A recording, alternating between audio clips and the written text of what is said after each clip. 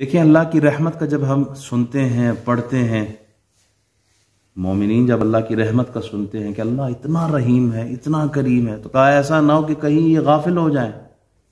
اللہ کی رحمت کوئی شک نہیں ہے، بہت زیادہ ہے۔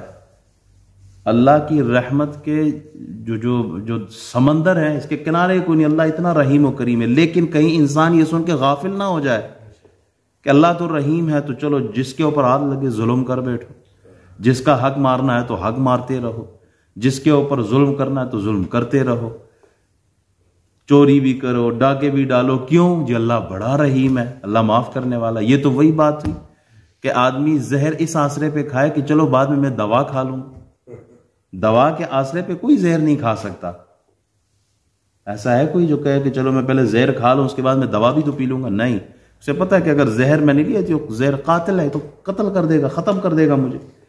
تو اس آسرے پہ کوئی زہر نہیں پیتا کہ بعد میں دوا لے لوں گا۔ اب یہ نہ ہو کہ اللہ کی رحیمی کو سن کر بندہ اتنا غافل ہو جائے کہ وہ لوگوں پہ ظلم کرنا شروع کر دے۔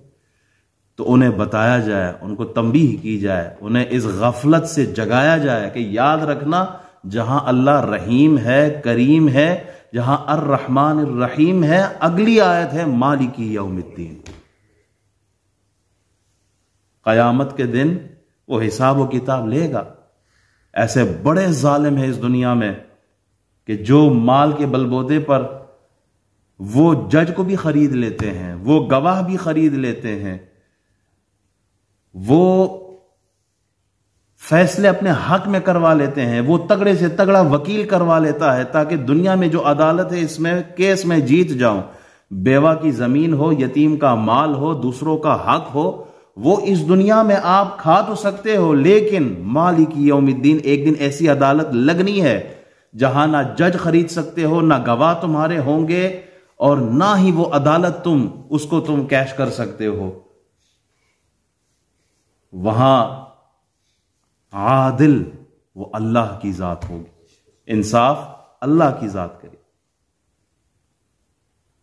کتنے ایسے لوگ ہیں، روز ٹی وی پہ آپ بھی سنتے ہیں، ہم بھی دیکھتے ہیں کہ زمین پر جھگڑا ہے، 3 بندے 4 بندے ایک ہی گھر کے مار دیے صرف زمین کے ٹکڑے کے لیے۔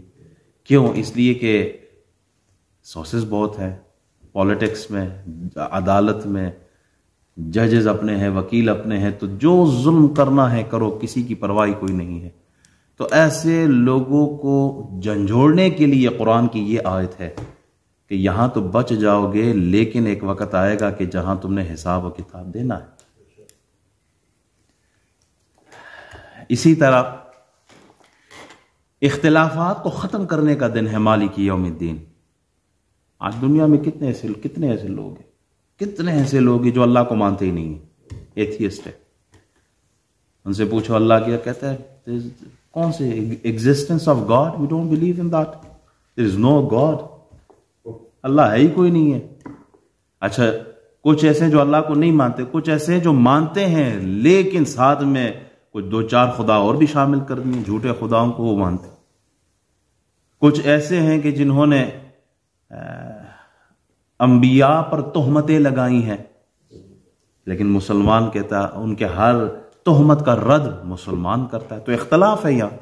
عیسائیوں نے حضرت عیسیٰ علیہ السلام کو خدا کا بیٹا کہہ دیا ہے، خدا کا درجہ دے دیا ہے، تو مسلمان اس کا رد کرتے ہیں۔ اختلاف ہے۔ اللہ تعالیٰ سورہ سجدہ میں فرماتا ہے ان ربک هو یفصل بینہم یوم القیامۃ فیما کانوا فیہ یختلفون۔ یہ قیامت کا دن ہے نا، یہ فیصلے کا دن ہے، ان کا اختلاف ختم ہو جائے گا۔ کیسے؟ حق اور باطل کا پتہ چل جائے گا، سچ اور جھوٹ کا پتہ چل جائے گا، صحیح اور غلط کا پتہ چل جائے گا کہ کون حق پر تھا، کون سچا تھا، کس کا دعویٰ سچائی پر تھا۔ تو قیامت کا جو دن ہے یہ فیصلے کا دن ہے۔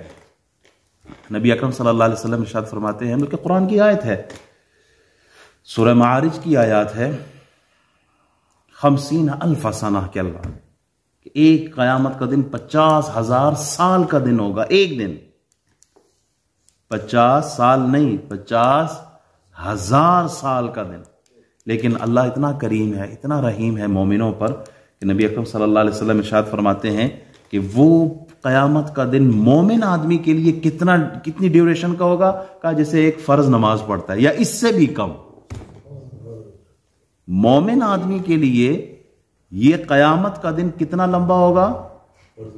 فرض نماز کے برابر، یا حدیث کے الفاظ یا اس سے بھی کم. اب فرض نماز میں کتنا ٹائم لگتا ہے؟ عصر کی نماز فرض کی نماز، فجر کی نماز فرض کی نماز 5 منٹ 10 منٹ، فرمایا اس سے بھی کم ہوگا. یہ اللہ اپنے بندوں پر رحم و کرم فرما رہا ہے. دیکھیں ایمان کی جو سرحد ہے نا، ایمان کی 2 سرحدیں، ایک طرف امید ہے اور ایک طرف خوف ہے. جہاں وہ الرحمن الرحیم وہاں پہ مالکی یوم الدین.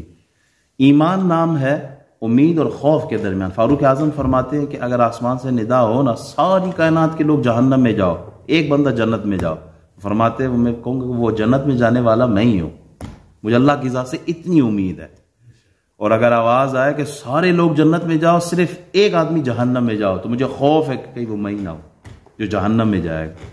تو یہ خوف کی کیفیت. مومن آدمی اللہ کی ذات پر امید بھی رکھتا ہے کہ وہ رحیم ہے، کریم ہے، اور اللہ کی ذات سے ڈرتا بھی ہے کہ وہ پوچھنے والا بھی ہے، وہ مالک یوم الدین بھی ہے. تو جو لوگ سارا سال نہ نمازیں پڑھتے ہیں، نہ روزے رکھتے ہیں، نہ حج پہ جاتے ہیں، نہ زکوٰۃ دیتے ہیں، نہ ہی صدقات خیرات اور نہ ہی اچھے اعمال، اور ان کا آسرا کیا کہتے ہیں؟ اللہ رحیم ہے، وہ معاف کر دے گا. نعت خوانی کی محفل میں جاؤ، اللہ پیچھے سارے معاف کر دے گا. 11ویں شریف دے دو تو اللہ سارے معاف کر دے گا. او بھائی، جہاں اللہ تعالیٰ رحیم و کریم ہے وہاں اللہ تعالیٰ حساب و کتاب بھی تو لے گا.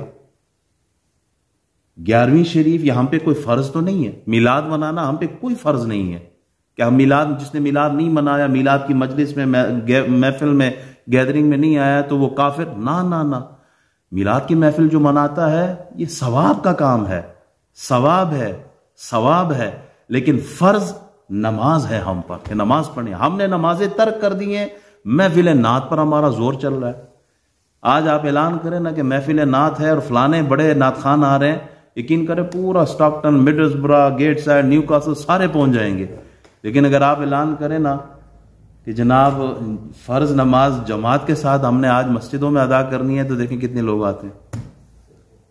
یہ ہماری خامیاں ہیں، ترجیحات ہم نے بدل دی ہیں صرف اس لیے کہ اللہ رحیم و کریم ہے. بہت سارے لوگ الیاذ باللہ بہت گناہ کرتے، کہتے ہیں حضور شفیع شفاعت فرما دیں گے ہماری.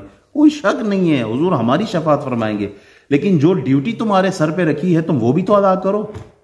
جو تمہاری ذمہ داری ہے بینگ اے مسلم وہ بھی تو پوری کرو.